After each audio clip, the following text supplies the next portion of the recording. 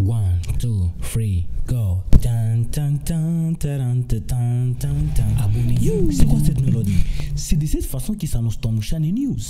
Tukiamuka tutajenga kwetu, ila tukilala tutachekelewa. Twaomba msaada kwa viongozi wetu, tuliowachagua nchi kuiongoza. Na Ulaya wanaweza tupa heshima kama tukijenga tulipotokea, sio kutesa mjane maskini yatima. Ewa Kongo yetu waitoendelea, umoja ni nguvu, matengano udhaifu. Wengine ni bifu wanatoki kakasuku, promisi za pofu kwetu azilete kitu, tunganeba kwetu ili tu. Chers amis fidèles de Tom Shane TV, nous sommes encore ravis et très contents de vous savoir nombreux, de voir vos postes téléviseurs devant vos machines, à nous suivre encore dans cette nouvelle émission, dans ce nouveau numéro de Tom Shane TV. Maladami Koya Wakaaji, il y a fait longtemps que vous ne nous avez pas entendu, vous ne nous avez pas entendus, vous ne nous avez pas suivis. Cela ne veut pas dire que nous étions loin, nous étions toujours prêts. Et aujourd'hui encore, nous entrons dans vos maisons via ici, la ville de Bukavu. Ici dans la ville de Bukavu, d'où je vous parle, nous allons vous parler de quelque chose qui est devenu ici monnaie courante. Pas monnaie courante, mais qui est devenu presque une habitude. Pas une habitude en soi. Les mots me manquent pour dire ce qui se passe réellement ici à Bukavu. Depuis un temps, vous savez que la ville de Bukavu est devenue la ville des incendies. Il ne se passe plus un mois ou une semaine sans qu'on entende parler des incendies dans la ville de Bukavu.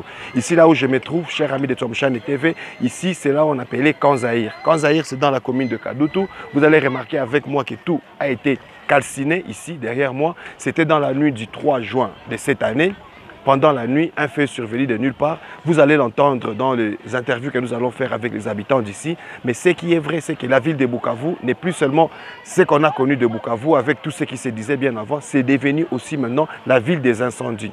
Les incendies, vous vous rappellerez, dans beaucoup de nos numéros, nous avons parlé des incendies, vous avez vu des incendies, mais comme celui-ci, il n'y avait jamais encore eu un incendie comme celui-ci, avec plus de 600 maisons parties en fumée, comme vous allez remarquer avec nous ici, dans le quartier appelé Kanzaïr. Kanzaïr, pour ceux qui l'ont connu, c'est un quartier qui date de très longtemps, c'était déjà bien construit dans le temps, mais avec les constructions anarchiques, avec ce qu'on a appelé ici les amorcellements, amorceler, c'est couper sa parcelle en 2 ou en 3 et donner à quelqu'un d'autre pour construire. Cela ne laisse pas l'espace. Même en cas d'incendie, il est vraiment difficile qu'un camion à incendie intervienne dans ce genre de milieu.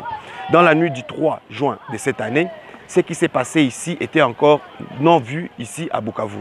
Vous allez remarquer avec nous, des maisons sont parties, d'autres commencent à naître. Les habitants d'ici ne savent à quel sens se vouer. Beaucoup font confiance à l'État congolais, avec quelques réticences, à qui ils croient pouvoir être l'aide qui va leur permettre de reconstruire leur maison et de reconstruire leur vie. Comme vous allez remarquer avec nous, les gens ont tout perdu. Les habitants d'ici au Kanzaïr, ils ont tout perdu. Personne n'a pu sauver ne plus qu'une épingle parce qu'ils ont tout est parti en feu et cela s'est passé dans une vitesse telle que on se demande parfois si cela ne relève pas, comme on le dit chez nous ici en Afrique, du mystique. On parle du mystique, mais dans le cas actuel où je vous parle, nous allons parler juste d'un incendie, catastrophe naturelle. Avec nous, vous allez voir quelques habitants qui vont s'exprimer sur ce qui s'est passé ici. Avec nous encore, vous allez découvrir des habitants qui font appel à l'aide. Beaucoup de gens ont besoin d'aide ici.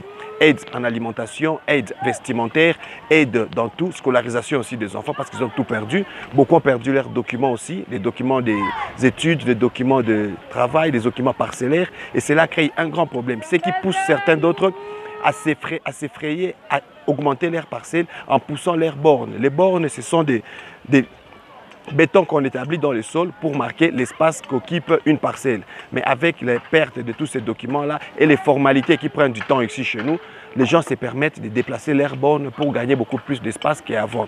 Et nous ne savons pas ici ce qui est prévu par l'État congolais. Avec nous, vous allez le découvrir parce que nous allons parler aussi avec quelques chefs de la place. Nous allons aussi voir les bourgmestres qui on était allés voir déjà ce matin et qui n'étaient pas disponibles. Mais nous allons nous efforcer de vous faire entendre ce qu'ils pensent et même quelques personnes du cadastre s'il y a un plan qui est aménagé pour reconstruire Kanzaïr.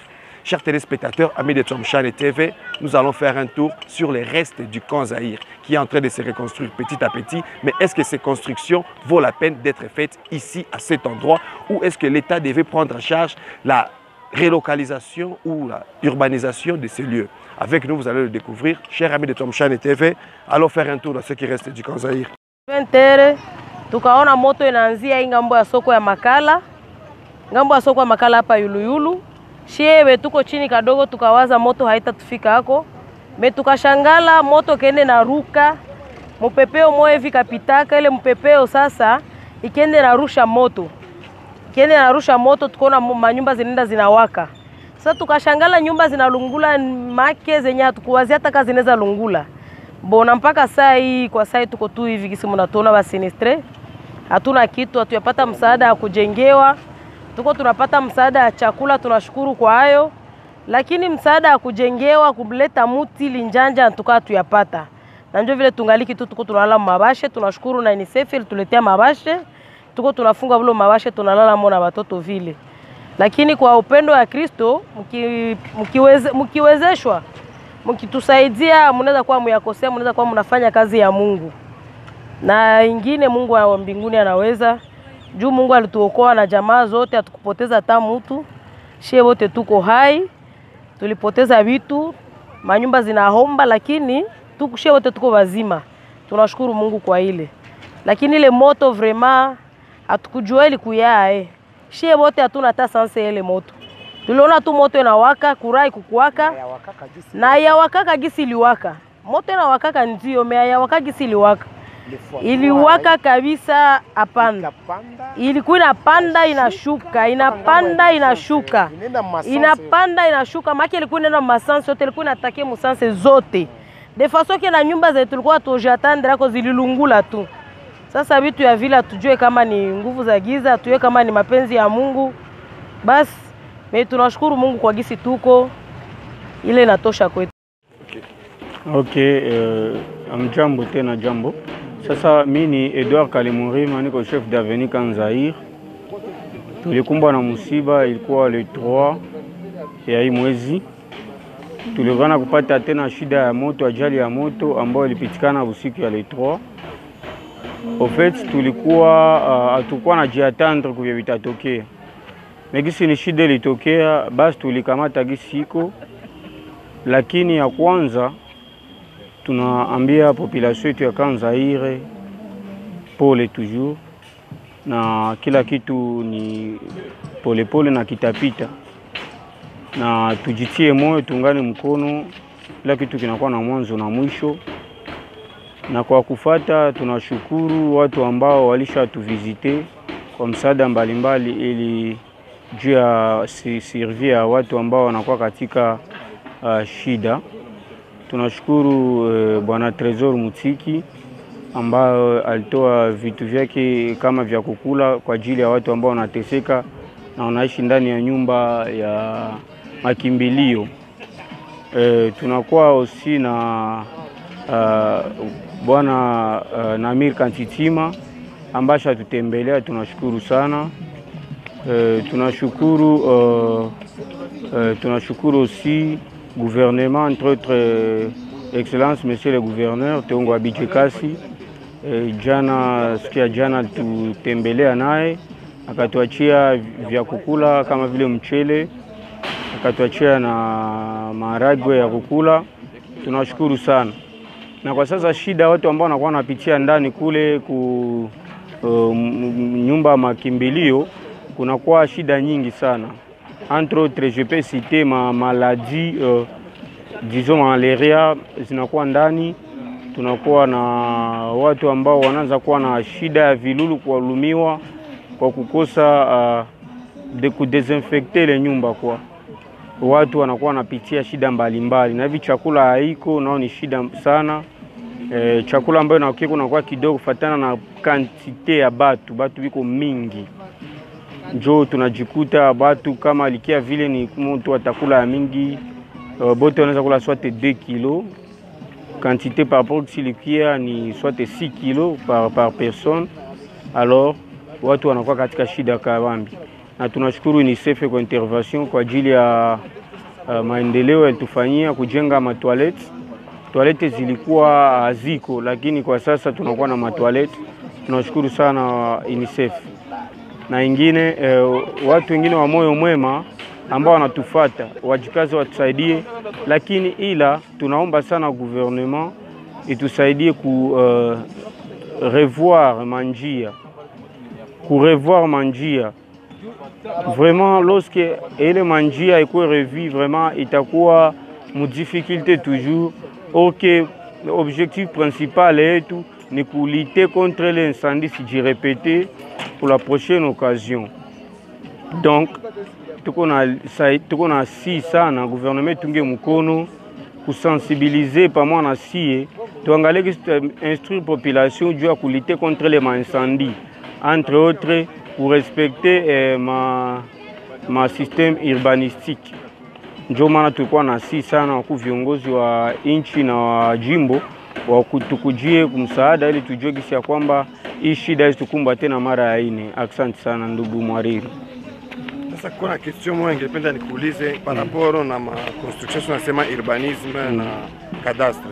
Sasa watu biko banajenga bupya. Est-ce que biko na jirefere kwa plan cadastrale ya mbele ama kila mtu anajenga tu kisa anajisikia?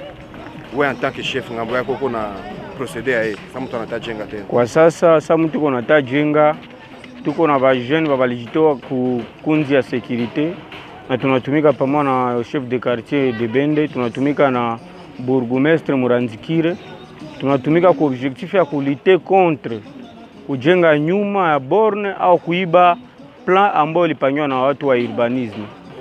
Tunakamata mfano ya mtu mmoja alikuwa anajiita chef, alijenga alikuwa shapoteza borne. Tulipiganisha na karudisha lupango yake, akaonesha borne na njia ikaonekana tena kupatikana. Donc tuko nafanya mwanajenga tunakia tunamshimamia tunamkontrole paka kisha tamaliza lupango yake juu paka sasa kwa manyumba waanza zijenga. Asante. Asante sana. Chinangu Lidzika la Zawadi. Niko mkaaji wa Kanzaire. Sasa manyumba litulunguliaka njoo tuko humu depuis les 3. Ilikuwa les 3. Depuis les 3 tuko humu. Sasa humu mko ma difficultés za mingi sana. Za mingi. Hivi kubanana na watu wanasema ke kolera iko na humu mshatoka kaa 3. Yona shitu kwa naogopa kutembea zisitukamate. Nyo tungiomba banduku gouvernement itusaidie kama gouvernement na watu baro mzuri. Batusaidie. Bangalisi watatupatia hata manjanja na mashevo na nini tujenge tutoke humu. Njo ya lazima hili. Njo tu yenye ningiomba gouvernement. Tujuu tunateseka sana humu. Na tuko njala. Tushajikunja tuko hata nenda fasi. Juu ya magumu. Ona viatu kwa mimi navala. Yote ile njo tu yenye ningilomba gouvernement. Mimi ni Mukai Mulumba. Niko hapa niko sinistre wa Kanzaire. Shetu kwa tunalomba gouvernement itusaidie. Tuangalie gisi ya kutoka humu watu kila mtu arudie kufasi yake. Kubakia humu haiko ndio solution. Magumu iko mingi kwa kutana mtu analala kitanda mwana bayukulu na bamwali kazi na bagarso bote. Ni probleme. Hatuna mamatela zilungula, manguo zilungula, vitu vyote vilungula. Lakini ya lazima tungilomba gouvernement itupatie kwanza ile makao yetu turudie kwa manyumba yetu gisi tulikuwa, vingine vitafata nyuma. Jina yangu Mwesi Claude. Niko president wa basinistre umu mkoordination katolike. Kama tuko hapa tulipata tatizo kubwa, nyumba zilitulungulia pale Mkanzaire.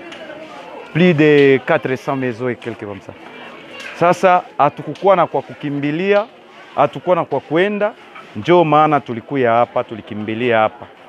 Kwanza tunasema asante sana kuba padri ambao banaitika kutuacha hapa kwanza kusiku chache. Tuko hapa, tuko na madifikulte mingi sana. Tulifika kwanza hapa, tulikuwa na tatizo ya toilet, ili kwanza tunashukuru Mungu kuona tunakuwa na toilet. Tunakuwa na maji ya kukua maji. Munajua kama zone yetu ya Kadutu ndio zone kabisa yenye iko na toya mingi kukolera. Alors nilifika hapa tulipigana kabisa kusudi tuone kama tunaweza pata matoilette. Tunashukuru Mungu tuko na matoilette. Lakini tuko na madifikulte mingi sana, nikizani mulipita muma stand kule munaona gisi batu banaishi. Huko nakuta mu local moya hivi batu 15, 16 biko mule, même 20 biko mule. Sasa ujimagine munakamata 10 famille, munakala mukafasi kamoya, huyu anakuya na comportement ya kwake, huyu anakuya na comportement ya kwake, inakuya kufika pale, manake ni taabu kabisa. Kwangu mie binafsi kwanza ningeomba kama serikali iko natusikia, batukuie kwa msaada. Batukuie kwa msaada, tuone kama kila mtu anaweza toka tena aishi gisi alikuwa anaishi kwa upekee ndani ya nyumba yake, kusudi ukue na moyen ya kuedike batoto yako we peke. Hapa tuko na difficulty sana. Hapa batoto banariske batuharibikie mu mafaso zingine. Hapa viole inaweza fanyika kufatana na nombre ya batu yenye tuko nayo hapa. Bwizi iko mingi. Puisque même ata rince dent, njoo kufasi ya kwanza naona banaiba rince dent. Mujimagine kwele maisha tuko naishi. Tunapiga kabisa kelele ya yowe, tunaambia bakubwa bakuye batusaidie, sino tutakufa humu. Tuliponyoka moto, atupende tuzike sasa batoto na makolera na ingine bitu. Njoo msaada yetu, kilio yetu enye tunaomba bakubwa batusaidie, na bengine bote benye bikuwa na roho mwema batukuye kued. Surtout batu beniko nalalamika sana, tuko basinistre tunapishana, kuko wasinistre ule mwenye alipata tatizo me iko na posibilite ya kukamata nyumba ya kupanga. Kuko ule mwenye alipata probleme me iko na famille fulani na mpokea. Lakini shie benye tulikosa ile moyen, tunalalamika sana, tunalia. Tunaomba bakubwa bafike, abafike ndio probleme, bafike baone gisi tunaishi. Labda bakifika tunaweza pata solution. Ndio kilio yetu ile tuko nao baba. Nikizani kwa ufupi ndio problème yetu tuko nayo. Chers téléspectateurs, amis de Tuamshane TV, comme on dit chez nous, tout est bien qui finit bien, mais j'espère que pour les habitants de camp Zaïre, ça va encore bien se finir.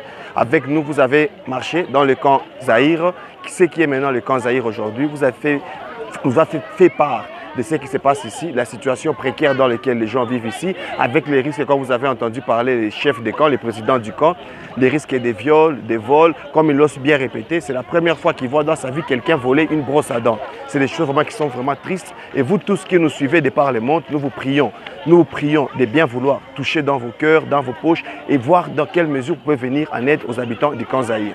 Chers amis de Tuamshane TV, comme je l'ai toujours dit, la télévision, ce n'est pas la radio. Les images ont parlé d'eux-mêmes.